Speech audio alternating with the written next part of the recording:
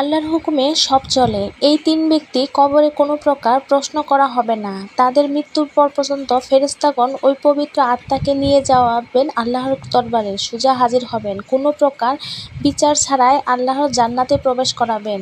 কারা সেই তিন ব্যক্তি? শ্রেণীর মানুষ এমন কি হতে পারে, কি আছে এদের মধ্যে, যার মধ্যে আছে আল্লাহর পক্ষ থেকে এই পুরস্কার লাভ করবে? তারা দুনিয়াতে এমন কি পুণ্যের কাজ করেছে যার জন্য তাদের দুনিয়াতে থাকতেই এত বড় সুখবর দেওয়া হয়েছে? এমনকি ভিডিওর শেষে একটি আমলের কথা বলা হয়েছে। আমাদের প্রিয় নবী হযরত মুহাম্মদ সাল্লাল্লাহু আলাইহি ওয়াসাল্লাম বলে গিয়েছেন, যেটি করলে আপনিও সাথে সাথে জান্নাতে লাভ করবেন মৃত্যুর পর। অনেক সময় নষ্ট করেন, কিন্তু আখিরাতে ও পরকালের জন্য, কল্যাণের জন্য এই ভিডিওটি আপনার জন্য অনেক উপকারে আসবে।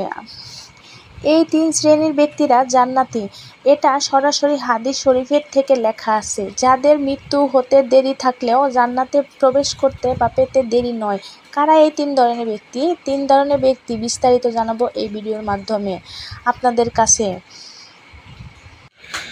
যারা ইসলামের দিন প্রচার করেন, যারা আল্লাহর হুকুম মেনে চলেন এবং অন্যকে শিখায়, কোরআন শিখায়, এবং যারা আল্লাহর ইসলামের পথে যুদ্ধ করে জিহাদ ঘোষণা করে এবং ইসলামের জন্য শহীদ হন, তারা বিনা হিসাবে জান্নাতি।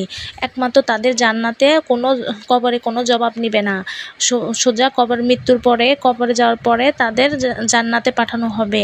দ্বিতীয় ব্যক্তি হলো শিশু।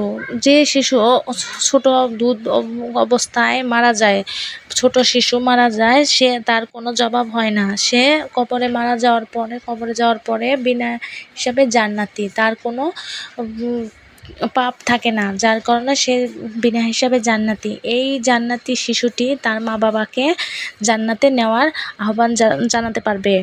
এবং আরেকটি হলো যারা প্রতি শুক্রবারে সূরা মুলক পড়ে এবং আল্লাহর কাছে কান্নাকাটি করে এবং যারা সবসময়ই আল্লাহর অনুসরণ করে। প্রতি শুক্রবারে আল্লাহ চায় যে আমার কাছে সবাই চাক, আল্লাহ সবার দোয়া কবুল করেন। যারা প্রতি শুক্রবারে জুমার দিন মারা যায়, এই দিনে আল্লাহ কোনো হিসাব নেন না। মানুষ মারা যাওয়ার পরে সে বিনা হিসাবে জান্নাতি যায়। আসুন আমরা আল্লাহকে ভয় করি, আল্লাহর ইসলামের দিনে পথে চলি, আল্লাহকে স্মরণ করি। আমরা প্রত্যেকেই এই আমলগুলো পালন করি এবং ভিডিওটি ভালো লাগলে সবার সাথে শেয়ার করে দিবেন এবং সবাইকে জানার তৌফিক দিবেন।